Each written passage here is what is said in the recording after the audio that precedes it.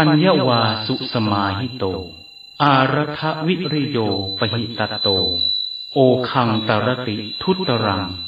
พูดถึงพร้อมด้วยศีลมีปัญญามีใจมั่นคงดีแล้วปรารภความเพียรตั้งตนไว้ในการทุกเมื่อย่อมข้ามโอคะห่วงน้ำสาครที่ข้ามได้ยากนั้นแหละ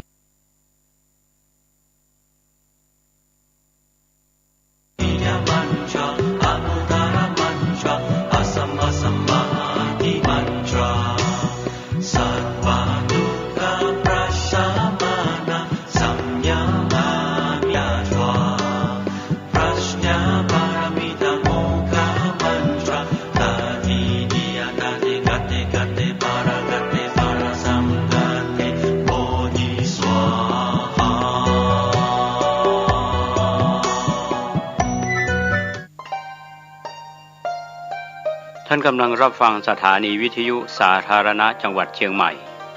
คลื่นพัฒนาคุณภาพชีวิต FM 92.25 เมกะเฮิรตซ์บริหารและจัดการโดยวัดป่าแดงมหาวิหารส่งกระจายเสียงจากเลขที่71หมู่ที่14บ้านใหม่หลังมอตำบลสุเทพอำเภอเมืองจังหวัดเชียงใหม่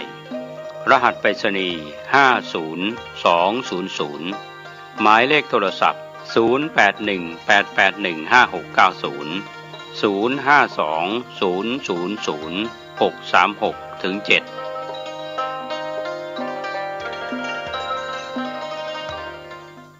ข่าวสารเพื่อการประชาสัมพันธ์ขอเชิญชวนผู้ใจบุญร่วมบุญจัดซื้อที่ดินถวายวัดกู่มาปินร้าง300 ปีบ้านป่าขุยหมู่ที่3ตำบลสันปุเรยอำเภอดอยสะเก็ดจังหวัดเชียงใหม่เพื่อขยายพื้นที่วัดเพิ่มขึ้นเนื่องจากวัดมีพื้นที่น้อยจะทำการสร้างเป็นศาสนสถานที่ปฏิบัติธรรมสืบสานศาสนาต่อไปร่วมบุญได้ที่ธนาคารกรุงเทพเลขที่บัญชี772-015-2391ชื่อบัญชีวัดชัยสถานเพื่อบูรณะวัดกู่มาปินหรือติดต่อสอบถามร่วมทำบุญได้ที่พระครูประภัชชัยคุณเจ้าคณะตำบลสันปุเรยเขต2วัดชัยสถานป่าเศร้าน้อย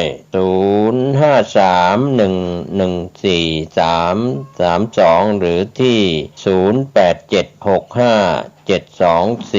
0876572458ก็เป็นการยกวัดร้างเป็นวัดที่มีพระสงฆ์อยู่ก็งานบุญงานกุศลนี้ถือว่าเป็นการยกวัดร้าง300 ปีให้เป็นวัดมีพระสงฆ์อยู่เชิญผู้ใจบุญได้ร่วมบุญร่วมกุศลในคราวครั้งนี้โดยพร้อมเพรียงกันข่าวสารเพื่อการประชาสัมพันธ์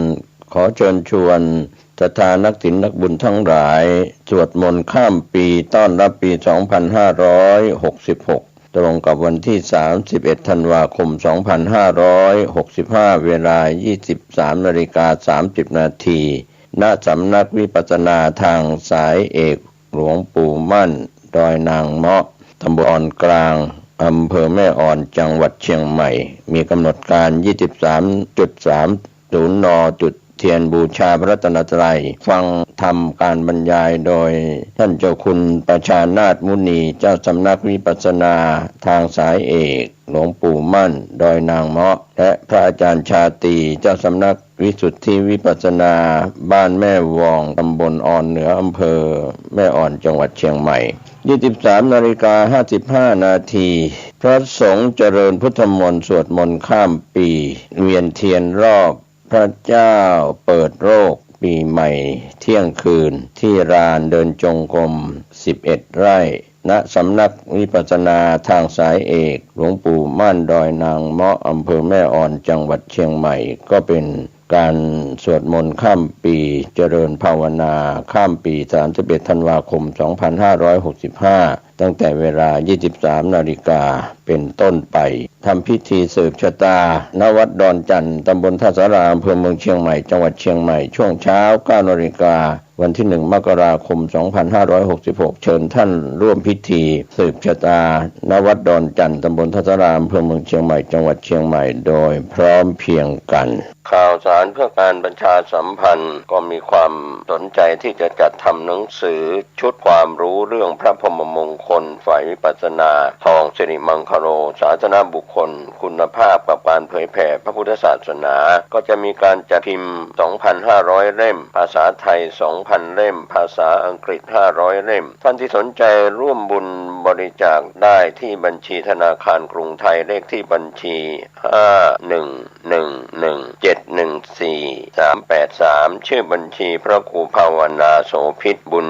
ญาวิสิทธิ์เมืองวงศ์ติดต่อสอบถามได้ที่พระครูภาวนาโสภิตฝ่ายปัสนาด็อกเตอร์เจ้าวาดวัดบ้านเหล่าพระเจ้าตาเขียวอำเภอป่าสังโทร 0969521159 ได้ทุกวันร่วมบริจาคสมทบทุนธนาคารออมสินพัฒนาวัดบ้านเหล่าเลขที่บัญชี 020-291-574034 อานิสงส์การสร้างและซ่อมแซมห้องน้ำถวายวัดจะส่งผลคลายทุกข์คลายโศกปราศจากโรคภัยสุขภาพแข็งแรงปัญหาอุปสรรคในชีวิตจะคลี่คลายไปด้วยดีติดต่อสอบถามร่วมทำบุญได้ที่พระครูภาวนาโสภิตฝ่ายวิปัสสนาโทร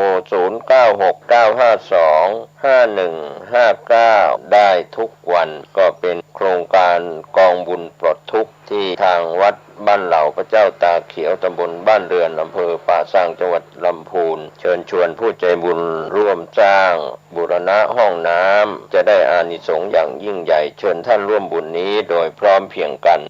สวัสดีครับท่านผู้ชมและท่านผู้ฟังที่เคารพข่าวชาวบ้านผมกาเศรษฐ์เพชรสำริดบรรณาธิการข่าวก้าวหน้านิวกับการทำหน้าที่สื่อสารมวลชนของพี่น้องสื่อมวลชนในพื้นที่ไม่ว่าจะส่วนกลางแล้วก็ส่วนภูมิภาคข่าวภายในประเทศข่าวจากต่างประเทศก็เป็นการรายงานข่าวประจำวันสู่ท่านผู้ชมและท่านผู้ฟังที่ติดตามข่าวออนไลน์ผ่านหนังสือพิมพ์ออนไลน์ www.gawnahnew.com ก็มีพี่น้องสื่อมวลชนสื่อไทยสื่อเทศได้รายงานข่าวประจำวันกันเข้ามานะครับก็บอกกล่าวกันในช่วงเข้ารายการพร้อมในเครือข่าย FM 92.25 เมกะเฮิรตซ์ตั้งอยู่ที่วัดป่าแดงมหาวิหารตำบลสุเทพอำเภอเมืองเชียงใหม่จังหวัดเชียงใหม่ก็มีอาจารย์พระครูโคสิทธิ์ปริยัตยาพรเป็นผู้อำนวยการสถานีลิงก์สัญญาณเชื่อมโยงไปยังคลื่น 104.50 เมกะเฮิรตซ์ตั้งอยู่ที่วัดฝายหินตำบลสุเทพอำเภอเมืองเชียงใหม่จังหวัดเชียงใหม่ก็มีอาจารย์พระครูสมุวิศวัตรวรกิจโจเป็นผู้อำนวยการสถานีแล้วก็ช่องทาง YouTube Facebook ไลฟ์ในช่องทางต่างๆวิทยุออนไลน์วิทยุภาคปกตินะครับที่เราได้รายงานข่าวนี้กันเป็นประจำท่านผู้ชมท่านผู้ฟังที่รับชมรับฟังข่าวชาวบ้านท่านก็ใช้วิจารณญาณการบริโภคข้อมูลข่าวสารธรรมะก่อนข่าววันนี้ก็เป็นส่วนหนึ่งในโรคที่เราเรียกว่าโรคธรรม8ประการมีสุขคู่กับความทุกข์มีราบคู่กับเสื่อมราบมียศคู่กับเสื่อมยศมีนินทาก็คู่กับสรรเสริญเรียกว่าหลีกหนีไม่พ้นไม่ว่าจะเป็นพระราชามหากษัตริย์กหบดีเศรษฐีรวมไปถึงประชาชนคนธรรมดาอย่างพวกเราท่านนี่ก็มีโลกธรรม8ฝ่ายดีก็เป็นอารมณ์ที่พึงพอใจฝ่ายไม่ดีก็เป็นอารมณ์ที่ไม่พึงพอใจก็เรียกว่าเราหลีกหนีไม่ได้แต่เราก็จะต้องทำความเข้าใจทุกสิ่งทุกอย่างนั้นตั้งอยู่บนพื้นฐานของความเป็นอนิจจังไม่เที่ยงแท้แน่นอนอย่ายึดมั่นถือมั่นเราก็ไม่ได้เป็นอยู่ในตำแหน่งนี้ตลอดชีวิตเราก็ล้มหายตายจากไปทั้งหญิงทั้งชายก็มีเกิดแก่เจ็บตายจะถูกนินทาก็ถูกนินทาก็เกิดแก่เจ็บตายถูกสรรเสริญก็เกิดแก่เจ็บตายหลีกหนีไม่พ้นความตายเมื่อเราเห็นความเป็นอนิจจังไม่เที่ยงแท้แน่นอนนี่แหละครับท่านผู้บริโภคข้อมูลข่าวสารเราก็อย่าไปเห่อเหิมอย่าไปพยองจองหองหรืออย่าไปยกตนข่มท่านเราควรจะต้องอ่อนน้อมถ่อมตัว ในเรื่องของกายกรรมวจีกรรมมโนกรรมก็จะอยู่ร่วมกับสังคมได้ไม่ว่าจะเป็นสังคมคนดีสังคมคนเลวก็อยู่ได้แต่เราจะไม่เสวนาเราจะเสวนากับกลุ่มคนดีคนไม่ดีก็ถอยห่างออกไปอันนี้ก็เป็นธรรมะก่อนข่าวฝากบอกไว้ให้เราได้คิดได้พิจารณากันก่อนที่จะไปรับรู้รับทราบข้อมูลข่าวสารเหตุการณ์ดีเหตุการณ์ร้ายวันนี้ข่าวแรกกสทช.ออกคำสั่งด่วนเปิดสัญญาณทีวีอินเทอร์เน็ต IPTV ต้องได้ดูบอลโลกตามกฎนะครับ25 พฤศจิกายนโดยทางผู้ใช้บริการกล่องอินเทอร์เน็ตไม่ว่าจะเป็นเครือข่ายต่างๆไม่ต้องเอ่ยนามถึงนะครับก็กำลังจะได้รับชมฟุตบอลโลก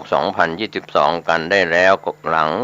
จากก่อนหน้านี้ก็พบว่าเกิดอาการจอด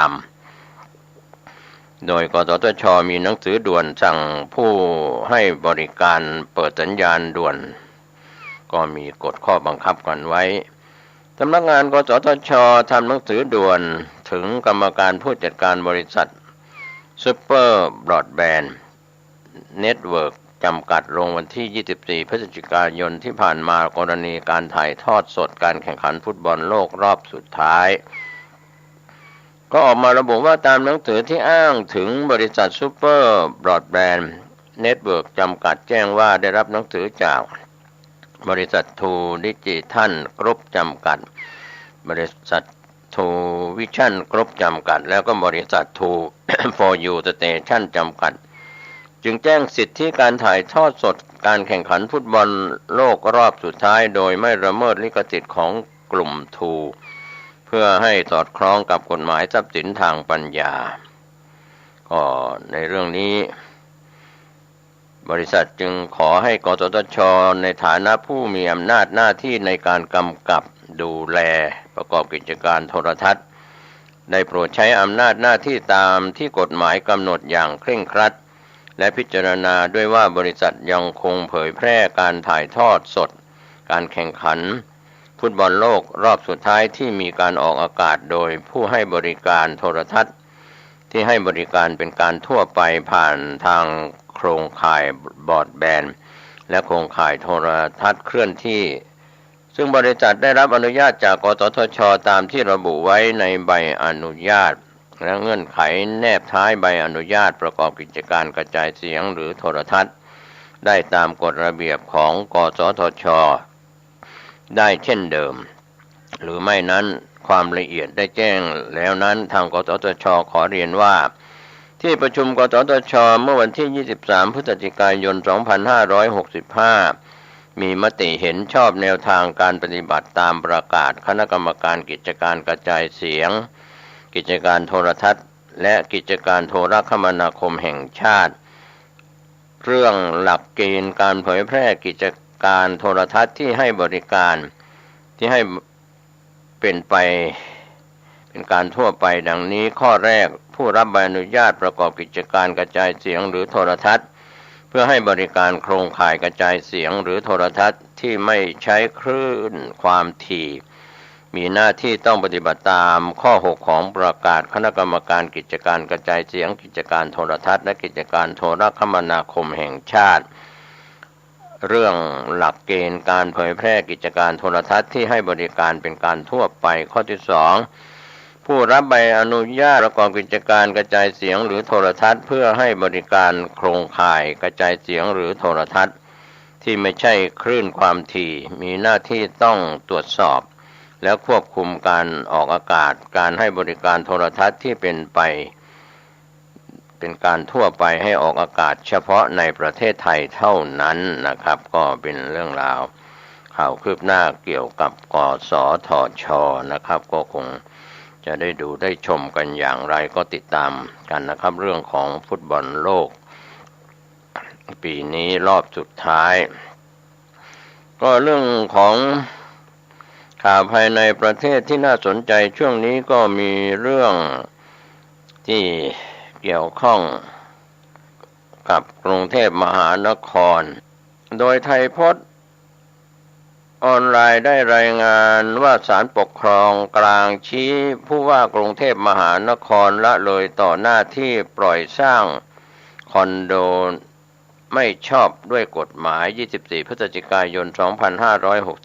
2565 ศาลปกครองกลางอ่านคำพิพากษาคดีที่สยามสมาคมในพระบรมราชูปถัมภ์ยื่นฟ้อง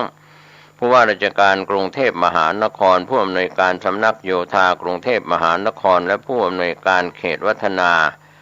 กรณีออกใบอนุญาตให้บริษัทอนันดา MF เอเชียอโศกจำกัดผู้ดำเนินโครงการก่อสร้างโครงการอาคารคอนโดมิเนียมแอตตันถึงอโศกถนนสุขุมวิท 21 อโศกมนตรีเขตวัฒนากรุงเทพมหานครโดยไม่ชอบด้วยพระราชบัญญัติควบคุมอาคารพุทธศักราช 2522 ที่กำหนดให้อาคารก่อสร้างที่มีพื้นที่ใช้สอย 30,000 ตารางเมตรขึ้นไปต้องติดถนนสาธารณะที่มีความกว้างไม่น้อยกว่า 18 เมตรและการก่อสร้างโครงการดังกล่าวยังทำให้เรือนคำเที่ยงซึ่งเป็นเรือนไทยอนุรักษ์ของสยามสมาคมได้รับความเสียหายว่าเมื่อข้อเท็จจริงปรากฏว่าขณะที่ได้มีหนังสือร้องเรียนว่าโครงการก่อสร้างอาคารแอตตันถึงอโศกไม่เป็นไปตามความในพระราชบัญญัติควบคุมอาคารพุทธศักราช 2522 ในการก่อสร้างอาคารสูงหรืออาคารขนาดใหญ่พิเศษที่ต้องดำเนินการเกี่ยวกับระยะระหว่างอาคารกับถนนทางเท้าหรือที่สาธารณะรวมทั้งมีหนังสือร้องเรียนถึงปัญหาความเดือดร้อนจากการก่อสร้างโครงการที่ทำให้ตัวอาคารที่ทำการสยามสมาคมรั้วคอนกรีต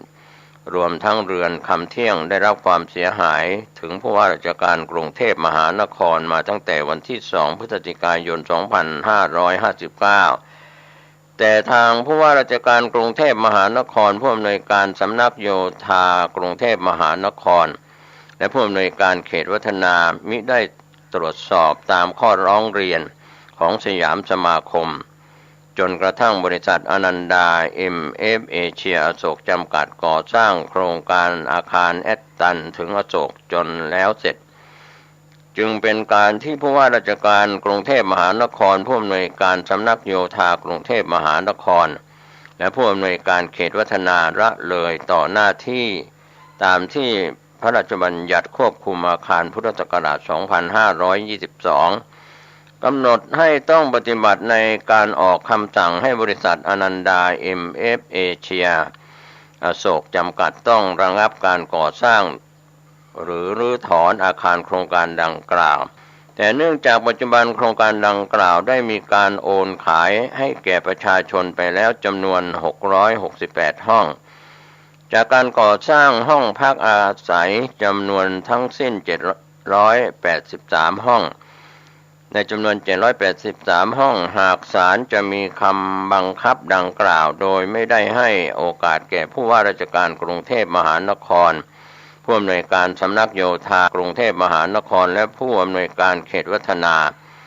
หาวิธีการเยียวยาแก้ไขความเดือดร้อนและเสียหายให้แก่นิติบุคคลอาคารชุดแอตตันถึงอโศกเจ้าของร่วมที่ได้ซื้อห้องชุดในโครงการดังกล่าวเป็นบุคคลภายนอกที่ต้องได้รับผลกระทบโดยตรงอย่างมิอาจหลีกเลี่ยงได้จากการละเลยต่อหน้าที่ตามกฎหมายควบคุมอาคารของผู้ถูกฟ้องคดีทั้ง3จึงสมควรที่ผู้ว่าราชการกรุงเทพมหานครผู้อำนวยการสำนักการโยธากรุงเทพมหานครผู้อำนวยการเขตวัฒนาบริษัทอนันดา MF เอเชียอโศกจำกัดและการรถไฟฟ้าขนส่งมวลชนแห่งประเทศไทยจะได้ไปร่วมปรึกษาหาวิธีการแก้ไขให้ที่ดินที่ใช้เป็นที่ตั้งของโครงการดังกล่าวมีด้านหนึ่งด้านใดของที่ดินยาวไม่น้อยกว่า12เมตรโดยการจัดหาที่ดินด้วยวิธีใดๆอันชอบด้วยกฎหมายเพื่อทำให้ที่ดินที่ใช้เป็นที่ตั้งของอาคารพิพาทเป็น ไปตามพระราชบัญญัติควบคุมอาคารพุทธศักราช 2522 ที่ได้กำหนดไว้จึงพิพากษาให้ผู้ว่าราชการกรุงเทพมหานครและหรือผู้อำนวยการเขตวัฒนาใช้อำนาจตามมาตรา 40 มาตรา 41 และมาตรา 42 พระราชบัญญัติควบคุมอาคารพุทธศักราช 2522 แก้ไขเพิ่มเติมฉบับที่ 2 พุทธศักราช 2535 แล้วแต่กรณี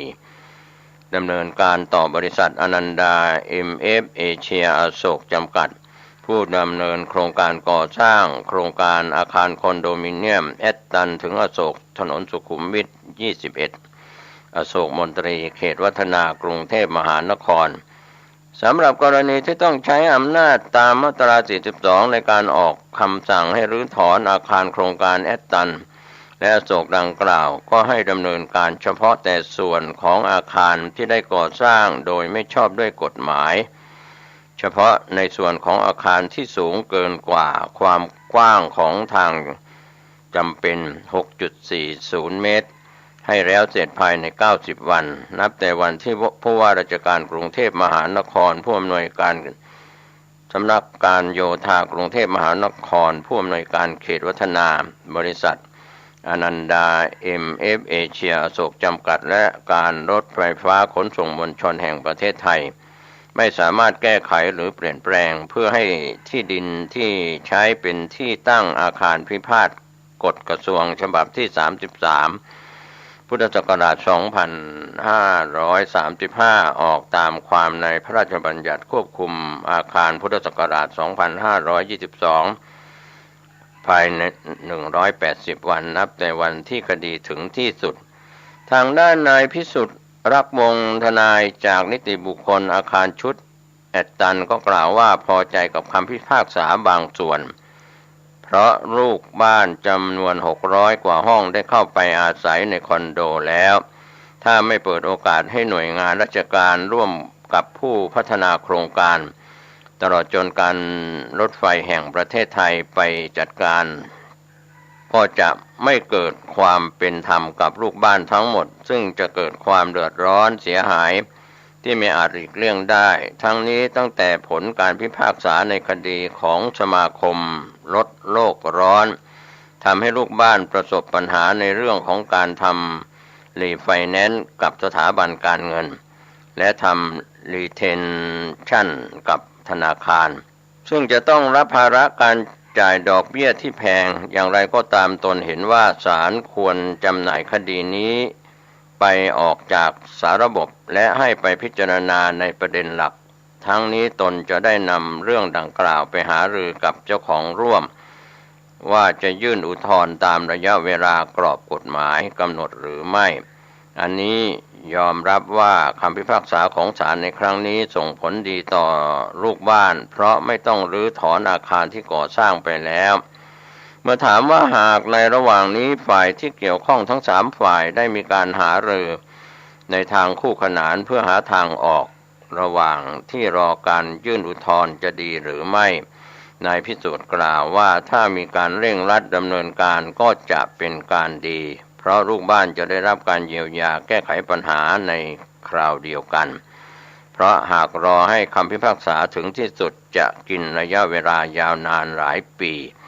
ดังนั้นการแก้ไขเร็วที่สุดก็อาจจะแก้ไขกฎหมายที่เกี่ยวข้องเพราะจะเป็นปัญหาที่กระทบต่อโครงการที่อยู่ในแนวเส้นทางรถไฟฟ้าทั้งหมดที่อยู่ในกรุงเทพมหานครด้านตัวแทนจากบริษัทอนันดา MF เอเชียอโศกจำกัดก็ชี้แจงเพิ่มเติมว่าคดีนี้ต้องรอคำพิพากษาของศาลปกครองสูงสุดอีกทีหนึ่งซึ่งตอนนี้ลูกบ้านยังดำเนินธุรกรรมได้ตามปกติเพราะคำพิพากษาของศาลปกครองกลางไม่ได้มีผลผูกพันใช้บังคับและยังไม่ถึงที่สุดจึงถือว่าใบอนุญาตเป็นไปตามกฎหมายอยู่ส่วนที่ศาลให้หารือกันเพื่อหาทางออกนั้นคงต้องรอทางทีมงานก่อนว่าจะตัดสินอย่างไรและต้องไปศึกษาคำพิพากษาด้วยก่อนนะครับก็เป็นเรื่องราวข่าวคืบหน้าจากไทยโพสต์ออนไลน์รายงาน หัวข้อข่าวศาลปกครองกลางชี้ผู้ว่าราชการกรุงเทพมหานครละเลยต่อหน้าที่ปล่อยสร้างคอนโดไม่ชอบด้วยกฎหมายท่านใช้วิจารณญาณในการรับข้อมูลข่าวสารนี้นะครับเพราะว่าเป็นเรื่องคำพิพากษาและก็เป็นข่าวที่ทางทีมข่าวไทยโพสต์ออนไลน์รายงานกันเข้ามานะครับก็เป็นเรื่องราวของเหตุการณ์ที่เกิดขึ้นข่าวคืบหน้าจะได้รายงานให้ท่านได้รับรู้รับทราบกันนะครับเรื่องราวข่าวที่น่าสนใจในช่วงนี้ก็มีเรื่องของการจำหน่ายข้าวจากกรุงเทพธุรกิจออนไลน์เป็นข่าวเศรษฐกิจรายงานราคาข้าวที่ขายส่งตลาดกรุงเทพสมาคมโรงสีข้าวไทย24 พฤศจิกายน 2565 นั้นมีข้าวหอมประทุมยิงสีราคาระหว่าง 1,800 ถึง 1,900 ข้าวขาว 5% 1,430 ถึง 1,450 ข้าวนึ่ง 100% สีอ่อน 1,460 ถึง 1,470 ปลายข้าวเหนียว 65 ถึง 66 ราคา 1,800 ถึง 1,900 นะครับก็เป็นข้อมูลจากสมาคมโรงสีข้าวไทยที่ทางกรุงเทพธุรกิจออนไลน์รายงานราคาข้าวขายส่งของตลาดกรุงเทพนะครับก็คงเป็นเรื่องราวที่เกี่ยวข้องกับราคาขายในกรุงเทพมหานครข่าวทางด้านการศึกษาที่น่าสนใจช่วงฟุตบอลโลกนั้นทางกระทรวงศึกษาธิการก็มีความห่วงใยเยาวชนอาจจะเข้าไปมั่วสุมพนันออนไลน์มติชนออนไลน์ได้รายงานข่าวนี้จากสผท.กำชับโรงเรียนเฝ้าระวังเยาวชนเล่นพนันหนุนเด็กดูบอลโลกอย่างสร้างสรรค์24 พฤศจิกายนที่ผ่านมานายอัมพรพิณษาเลขาธิการคณะกรรมการการศึกษาขั้นพื้นฐานกพท.ชี้แจงว่าสำนักงานคณะกรรมการการศึกษาขั้นพื้นฐานสผท.ได้ส่งหนังสือถึงสำนักงานเขตพื้นที่การศึกษาทุกแห่งเรื่องมาตรการป้องกันการเล่นพนันฟุตบอลในสถานศึกษาเพื่อเฝ้าระวังในสถานการณ์การพนันบอลในช่วงการแข่งขันฟุตบอลโลกเนื่องจากมีการจัดการแข่งขันฟุตบอลโลก2022 ปีนี้ระหว่างวันที่ 20 พฤศจิกายน ถึง 18 ธันวาคมด้วยสถานการณ์ปัจจุบันนั้นมีเด็กและเยาวชนเข้าไปเกี่ยวข้องกับการพนันเป็นจำนวนมากทางสผท.เห็นถึงความสำคัญกับความปลอดภัยของสถานศึกษาและก็เห็นว่าการพนันฟุตบอลในสถานศึกษาเพื่อเฝ้าระวังสถานการณ์การพนันบอลในช่วงการแข่งขันฟุตบอลโลกเนื่องจากจะมีการจัดการแข่งขันฟุตบอลโลก 2022 ดังที่กล่าวแล้วคือระหว่างวันที่ 20 พฤศจิกายน ถึง 18 ธันวาคมนั้นด้วยสถานการณ์ปัจจุบันมีเด็กและเยาวชนเข้าไปเกี่ยวข้องกับพนันเป็นการพนันเป็นจำนวนมากสผท.จึงเห็นความสำคัญกับความปลอดภัยของสถานศึกษาแล้วก็เห็นว่าการพนันจะเป็นสาเหตุทำให้เกิดปัญหาต่างๆตามมาก็สอดคล้องกับข้อห่วงใยของนางสาวตรีนุชเทียนทองรัฐมนตรีว่าการกระทรวงศึกษาธิการก็ได้กำชับให้ผู้บริหารกระทรวงศึกษาธิการและผู้บริหารสถานศึกษาให้เฝ้าระวังและเข้มงวดในเรื่องการพนันฟุตบอลจะต้องไม่เกิดขึ้นทั้งในส่วนของนักเรียนนักศึกษาครูและบุคลากรทางการศึกษานายอัมพรกล่าวเพิ่มเติมว่าสผท.ขอให้สำนักงานเขตพื้นที่การศึกษาสผท.แจ้งสถานศึกษาในสังกัดดำเนินการข้อแรกดำเนินการป้องกันและร่วมมือกับภาคีเครือข่ายในพื้นที่ร่วมกันสอดส่องดูแลกรณีดังกล่าวหากมีเหตุให้รายงานในระบบโดยด่วน 2. ดำเนินการสร้างภูมิคุ้มกันทางสังคมที่เน้นการป้องกันไม่ให้นักเรียนเข้าไปเกี่ยวข้องกับการพนันฟุตบอลทุกชนิดร่วมกับหน่วยงานที่เกี่ยวข้องที่ดำเนินการ สร้างภูมิคุ้มกันทางสังคมอยู่แล้วข้อที่3ให้สถานศึกษาทุกแห่งกำหนดมาตรการเข้มงวดกวดขันมิให้นักเรียนและบุคลากรทางการศึกษาเล่นการพนันทุกประเภทในพื้นที่สถานศึกษาหากมีนักเรียนเล่นการพนันควรกำหนดโทษให้เหมาะสมโดยยึดหลักตามระเบียบกระทรวงศึกษาธิการว่าด้วยการลงโทษนักเรียนและนักศึกษาพุทธศักราช 2548 ตามข้อ 5 ส่วนข้อที่ 4 นั้นดำเนินการส่งเสริมให้สภานักเรียนหรือชมรมของนักเรียนจัดกิจกรรมรณรงค์การเชียร์ฟุตบอลที่ปลอดการพนันและข้อสุดท้ายข้อที่ 5 ให้สถานศึกษาทุกแห่งประสานพนักงานเจ้าหน้าที่ส่งเสริมความประพฤตินักเรียนและนักศึกษาพสน.สังกัดสำนักงานเขตพื้นที่การศึกษาร่วมกับเจ้าหน้าที่ตำรวจในท้องที่สอดส่องและก็กวดขันการเล่นพนันของเยาวชนอย่างเข้มงวดตามข้อห่วงใยรัฐมนตรีว่าการกระทรวงศึกษาธิการนอกจากการเฝ้าระวังเล่นการพนันฟุตบอลในเด็กและเยาวชนแล้วก็ขอให้สถานศึกษาส่งเสริมกิจกรรมการดูฟุตบอลโลกอย่างสร้างสรรค์ไปพร้อมกันด้วยโดยกระทรวงศึกษาธิการนั้นมีเป้าหมายส่งเสริมให้นักเรียนนักศึกษาได้ดูฟุตบอลโลกเพื่อเป็นแรงบันดาลใจในการเล่นกีฬา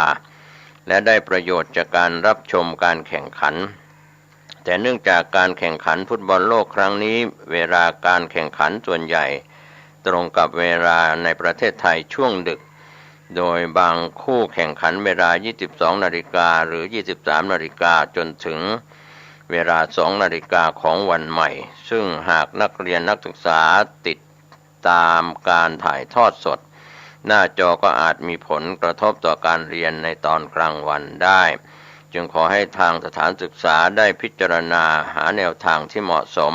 เช่นอาจจะบันทึกเฉพาะไฮไลท์การแข่งขันหรือทั้งหมดตามความเหมาะสมแล้วนำมาเปิดให้นักเรียนดูในช่วงพักกลางวันอาจจะถือโอกาสนี้ให้เด็กได้เรียนรู้ควบคู่กันไปด้วยสามารถประยุกต์กับการเรียนรู้ได้ในทุกกลุ่มสาระพร้อมทั้งดำเนินการประชาสัมพันธ์และสื่อสารทำความเข้าใจกับประชาชนอย่างต่อเนื่องอีกด้วยก็เป็นข้อชี้แจงจากนายอำพรกล่าวครับก็ขอบคุณมติชนออนไลน์ที่ได้รายงานข่าวหัวข้อข่าวว่าสพท.กำชับโรงเรียนเฝ้าระวังเยาวชนเล่นพนันหนุนเด็กดูบอลโลกอย่างสร้างสรรค์นะครับข่าวคืบหน้าจะได้รายงานเพิ่มเติมนะครับก็เป็นช่วงของฟุตบอลโลก 2022 นะครับก็อาจจะมีหลงไปเล่นการพนันกันก็ขอให้ผู้เกี่ยวข้องทุกระดับไม่ว่าจะเป็นฝ่ายรัฐบาลฝ่ายกระทรวงศึกษาธิการหรือฝ่ายภาคประชาชนนะครับไม่ว่าจะเป็นกระทรวงด้านการปกครองด้านต่างๆของกระทรวงต่างๆที่มีการเล่นพนันบอลหรือพนันฟุตบอลโลกในคราวครั้งนี้อาจจะมีออกมาแล้วก็มีความเสียหายเกิดขึ้นจากการเล่นการพนันบอลภายหลังฟุตบอลโลก 2022 จบลงก็จะมีหนี้สินและตามทวงหนี้ตามมาครับก็ถือว่าเป็นความห่วงใยจากภาครัฐบาลในกระทรวงทบวงกรมต่างๆหน่วยงานต่างๆโดยเฉพาะเจ้าหน้าที่ตำรวจการกวดขันกวาดล้างจับกลุ่มพนันบอลในช่องทางต่างๆทั้งพนันบอลออนไลน์ต่างๆไปทางข่าวสุดท้ายผู้จัดการออนไลน์รายงานธุรกิจและนักลงทุนไทยจะเป็นอย่างไรเมื่อจีนดำเนินนโยบายเข้มข้นก็เป็นเรื่องราวที่ทางทีมข่าวได้รับรายงานกันเข้ามาว่า KP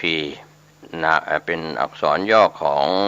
เกียรตินาคินพัฒน์ประเมินว่าการแทรกแซงจากรัฐบาลจีนและการออกมาตรการ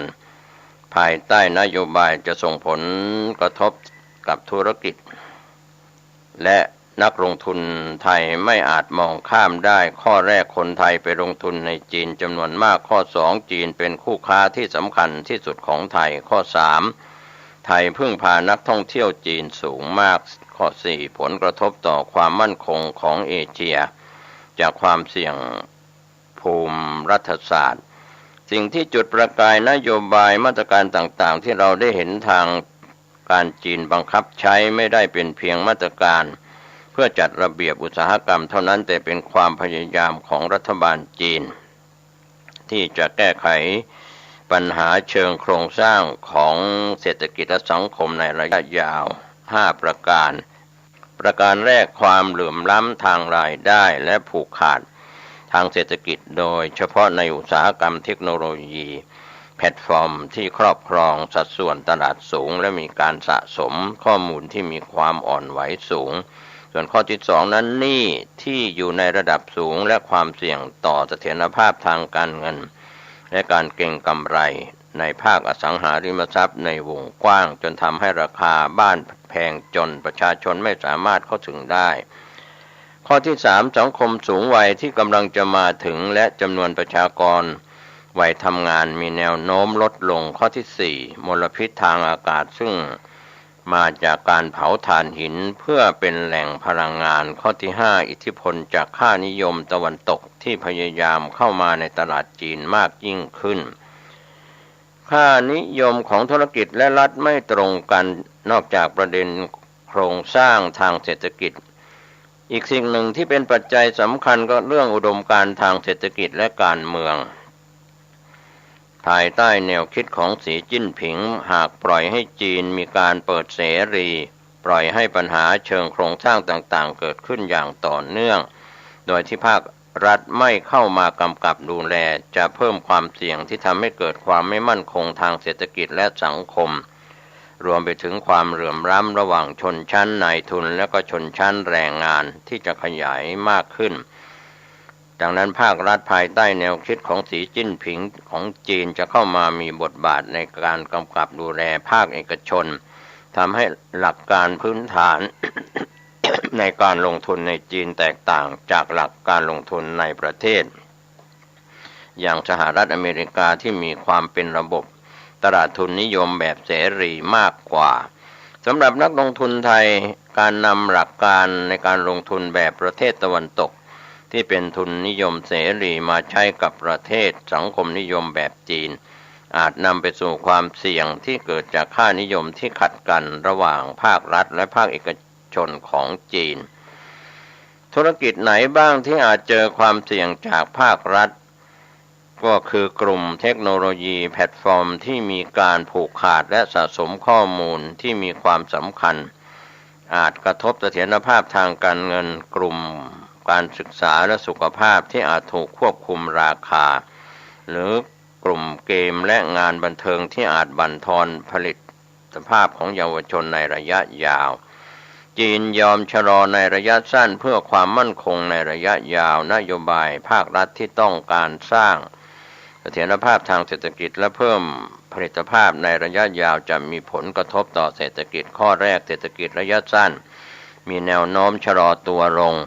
มาตรการต่างๆเช่นนโยบายควบคุมการปล่อยสินเชื่อแก่ภาคอสังหาริมทรัพย์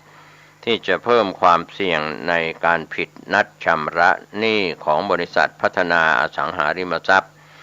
ก็เป็นปัจจัยทำให้เศรษฐกิจจีนชะลอตัวลงในปีหน้าเนื่องจากภาคอสังหาริมทรัพย์มีความสำคัญอย่างยิ่งและมีขนาดใหญ่ถึง 28.7% ของเศรษฐกิจจีนทั้งหมดส่วนข้อที่2ผลกระทบต่อการเติบโตระยะยาวการที่ภาครัฐเข้ามามีบทบาทในการตัดสินใจของภาคธุรกิจเอกชนมากยิ่งขึ้นอาจสร้างความไม่แน่นอนและลดทอนความมั่นใจของธุรกิจเอกชนอาจส่งผลกระทบต่อจิตวิญญาณของความเป็นผู้ประกอบการซึ่งจะเป็นปัจจัยด้านลบต่อโอกาสในการสร้างนวัตกรรมใหม่ๆส่วนข้อที่3จากเติบโตด้วยการลงทุนเป็นการเติบโตด้วยการบริโภคดังนั้นรัฐบาลจีนพยายามเปลี่ยนเครื่องยนต์ในการเติบโตไปเป็นภาคการบริโภคมากขึ้นก็เน้นเศรษฐกิจภายในประเทศมากขึ้นมีการปรับสมดุลในการเติบโตทางเศรษฐกิจในระยะยาวก็จะส่งผลกระทบต่อเศรษฐกิจไทยผ่านช่องทางการค้า KKP ได้ประเมินว่าการลงทุนในจีนชะลอตัวลงในขณะที่การเติบโตขออภัยในการเติบโตของภาคการบริโภคเร่งตัวขึ้นในอัตราที่เท่ากันธุรกิจที่เกี่ยวข้องกับการส่งออกนั้นก็มีมูลค่าเพิ่มพึ่งพาภาคการลงทุนในจีนเช่นอุตสาหกรรมเหล็กเครื่องจักรกลอุปกรณ์การคมนาคมไฟแนนซ์และอุปกรณ์อิเล็กทรอนิกส์จะได้รับผลกระทบในด้านลบจากการเปลี่ยนโมเดลการเติบโตของจีนในขณะที่ธุรกิจที่คาดว่าจะได้รับผลประโยชน์ก็คือธุรกิจที่มีการส่งออกมูลค่าเพิ่มพึ่งพาภาคการบริโภคก็ได้แก่ภาคการเกษตรผลิตภัณฑ์เคมีและยา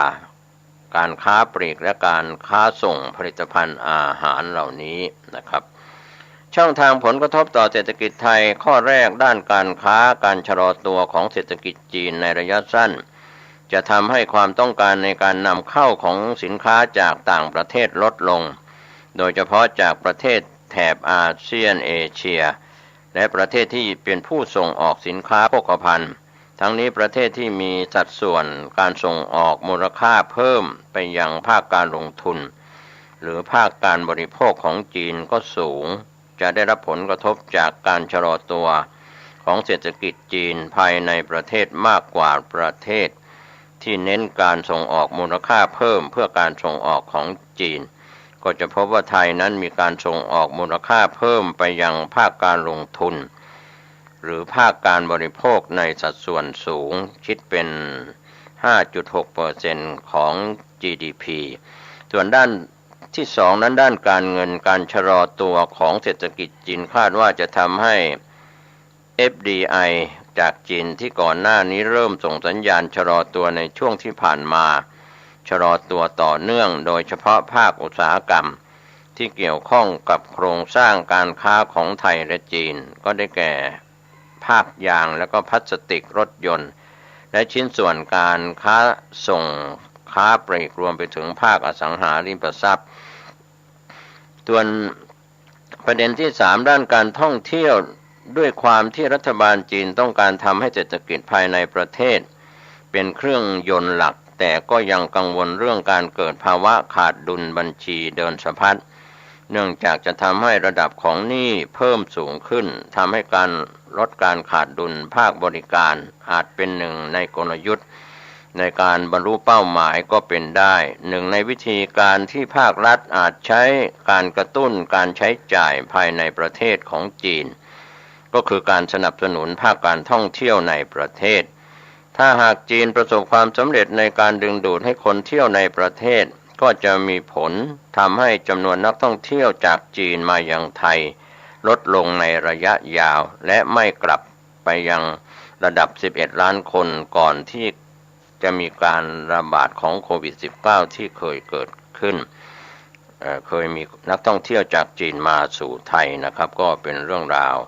ข่าวระหว่างข้อมูลด้านเศรษฐกิจของจีนซึ่งอาจจะเกี่ยวโยงมาถึงประเทศไทยวันนี้ข่าวชาวบ้านหมดเวลาลงผมเกษตรเพชรสำริดบรรณาธิการข่าว9 นิวก็ขอบคุณพี่น้องสื่อมวลชนทุกแขนงสาขาจากส่วนกลางและก็ส่วนภูมิภาคข่าวภายในประเทศและข่าวจากต่างประเทศท่านใช้วิจารณญาณในการรับข้อมูลข่าวสารประจำวันก็ขอบคุณในเครือข่ายที่ลิงก์สัญญาณกันไปด้วยความ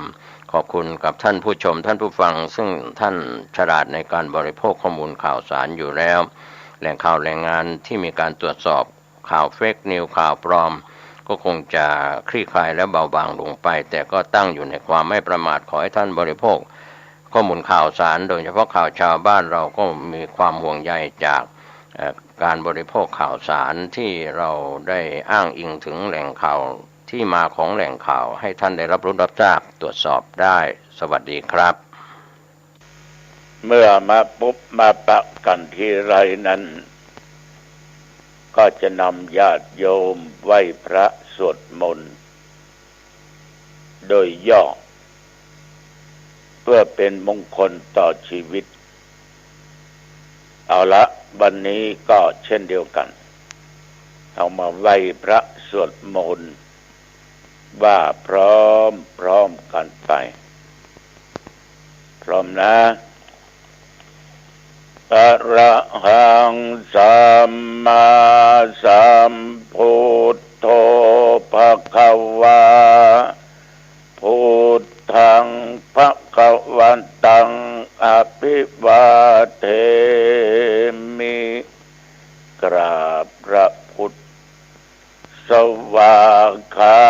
โตภคะวะตาธัมโมธัมมังนัมมัสสามิกราบพระธรรมสุปฏิปันโนภะคะวะโตสาวกสังโฆสังฆังนะมามิกราบพระสงฆ์ต่อไปกล่าวกำนมัสการเนื้อนะโมตัสสะภะคะวะโตอะระหะโตสัมมาสัมพุทธัสสะนะโมตัสสะภะคะวะโตอะระหะโตสัมมาสัมพุทธัสสะนะโมตัสสะภะคะวะโตอะระหะโตสัมมาสัมพุทธัสสะพุทธังสรณังคัจฉามิธัมมังสรณังคัจฉามิสังฆังสรณังคัจฉามิทุติยัมปิพุทธังสรณังคัจฉามิทุติยัมปิธัมมังสรณังคัจฉามิทุติยัมปิสังฆังสรณังคัจฉามิตติยัมปิพุทธังสรณังคัจฉามิตติยัมปิธัมมังสรณังคัจฉามิตติยัมปิสังฆังสรณังคัจฉา